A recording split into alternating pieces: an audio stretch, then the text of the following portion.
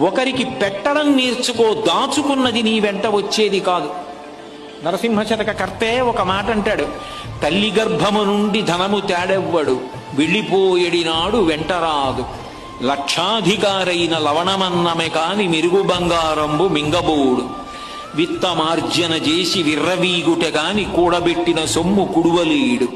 పుందుగామరుగైన భూమి లోపల పెట్టి దాన ధర్మము లేక దాచి దాచి తుదకు దొంగలకిత్తురో దొరలకవునో. తేనెజుంటీగలియవా తెరువరులకు భూషణ వికాస శ్రీధర్మపుర నివాస దుష్ట సంహార నరసింహ దురిత దూరా.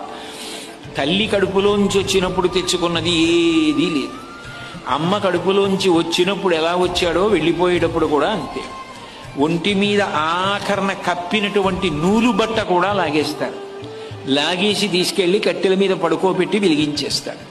ఒంట్లో ఉన్న నెత్తురంతా ముద్దలు ముద్దలుగా కట్టెల మధ్యలోంచి పడిపోతుంది. ఒంట్లో ఉన్నటువంటి మాంసం అంతా కాలిపోతుంది.